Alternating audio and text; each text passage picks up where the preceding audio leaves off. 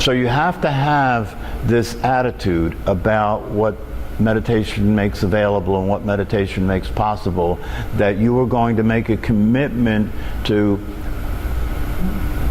practicing meditation consistently so that you can have what it makes available in your life. And that has to be absolute. That has to be the kind of commitment that I'm either going to succeed at it or I'm going to die trying. That's the kind of commitment it has to be. You know, I heard a meditation teacher talk about this subject, and he said that he was in a position of really dealing with his resistance and his mental state and so forth, and really feeling desperate, right, and frustrated, you know, about this whole process of trying to be awake and alive and all that stuff, right? And at that point, the commitment that he created for himself was that I am not going to run from this, right? I'm not going to run from this, right? So if this is going to kill me, if doing this is going to kill me, then I'll die before I'll give up. It really does take that kind of commitment to become free from the states of mind that determine people's lives. It really does take that commitment. To have your mind change in the direction of being more realistic and more usable to create functionality and to, you know, have your life work, really does take an absolute commitment that you will never give up. And you have no idea how powerful that is, right? Because if you will never give up, if that's actually the whole ball game, right? Because if you know you will never give up, how can you fail? And in terms of changing your mind, that kind of commitment goes a long way as far as how quickly your mind will change. Because if you're consistent and persistent and diligent, you know, when it comes to what you're up to, right? It won't take long for the mind to keep running into that, right, in such a way where it starts to die down.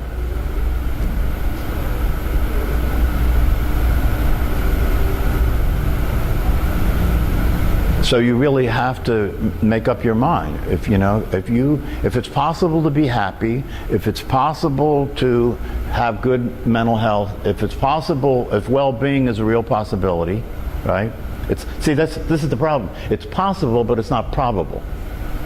What's probable is that you'll continue to be crazy and continue to be in your own way, to get in your own way. And you'll continue to, you know, do all the things that you do that aren't in your best interest. That's probable. You don't have to do anything for that to happen. That'll happen on its own, right? But what you do have to do to have that not happen is you have to pay attention to what's possible, not probable, right? And if you're clear that it is possible for you to be happy, it's possible for you to experience well-being, it's possible for you to enjoy yourself and enjoy your life, then the question becomes, if it's possible, are you committed to that possibility 100%? I heard a teacher talk about this the other day, and he said, if you're only committed to that possibility 95%, your mind will take the other 5% and stop you. Do you understand what I'm saying in terms of what it means to be 100% committed? It's like there's no chance that you're going to stop. There's no chance it's like you burn the bridge, right? There's no going back. All there is forward, right? You have no idea how powerful that is, right? You can generate that. You can generate that attitude about your life, that no matter what, between now and the day I die, I will do everything that I can possibly do every single day to realize the truth of who I am and experience that. If you have an absolute commitment to that, and out of that commitment you continually practice meditation, No matter whether you miss a day or not, that doesn't change anything. You come back. You keep coming back no matter what happens, right? Then the possibility of your realizing what's possible for you starts to become probable. You see what I'm saying? What's possible starts to become probable because now you're giving that your attention and your energy consistently. Where before you do that, what's possible is improbable because it's not going to happen by itself. What's probable, it will happen by itself. Do you understand? What's probable will happen by itself. What's possible won't happen by itself. You have to cause it.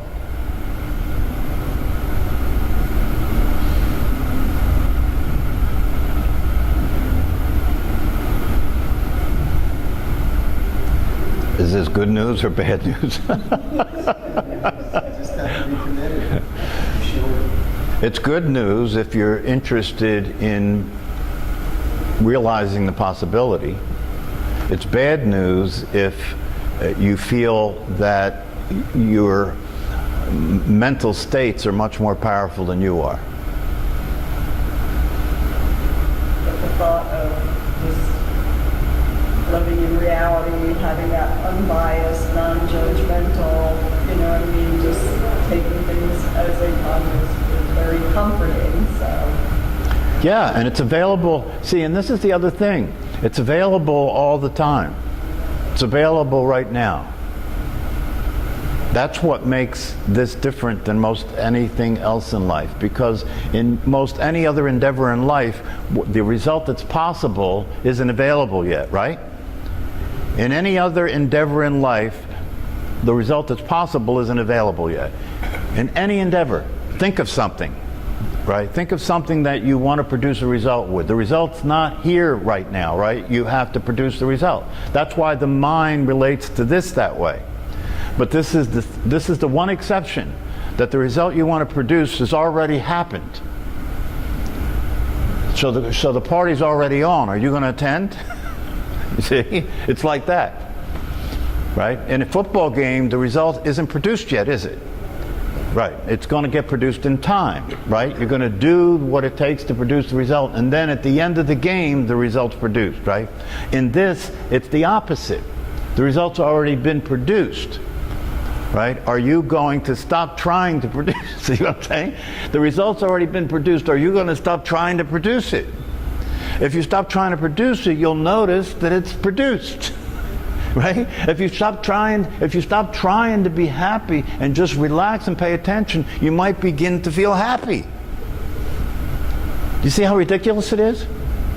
And the more you try to be who you are, the less you are who you are. The more you try and be happy, the less happy you are. The more you try to be relaxed, the less relaxed you are. It's a contradiction, right? You can't try to relax, that's a contradiction. You can't try to be yourself, that's a contradiction.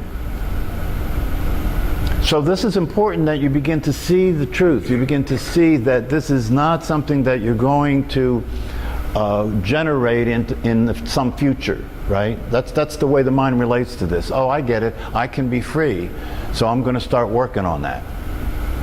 No, that's not going to happen. Right? Isn't that you have to let yourself see the way your mind works, right? Your mind is telling you that this isn't it right now. Your mind is telling you this isn't it. Maybe if I practice this long enough, if I learn more, right? If I, no. That's how you got where you are. You have to get the joke, right? That's how you got where you are, is by trying to get. You got where you are by trying not to be where you are. That's the problem that you created. The problem that you created is you're trying to be where you are. Got you where you are, and when I say got you where you are, I mean got you into this state of suffering. Got you into wanting to be where you are, but not being where you are. And so there must be something I'm missing. I have to try something different, right? So I really hope that you get the idea that, you know, that what meditation is ultimately about is giving up. You know, one of my favorite authors, Alan Watts, in one of my favorite books, The Supreme Identity, he wrote in that book that all the practices that exist that people consider to be practices that will eventually have you realize the truth of who you are, the only purpose of those practices is for you to give up. That's you know, that's an interesting thing to consider. You're saying only purpose is to give up what? Give up thinking that those practices are going to get you there. You can't, you know, you have to get the conundrum. You can't get somewhere that you already are. You can't be something that you already are. And so everything that you do to do that has to be realized it's futile, and then you give up. And if you completely give up and surrender, guess what? You're there. Because you always were there. Does your practice keep you there? Is that what the No. practice is? No. It's just there. Yeah. Yeah. But you see, you have to try to get there long enough until it's obvious to you that it'll never work. Then you'll be there.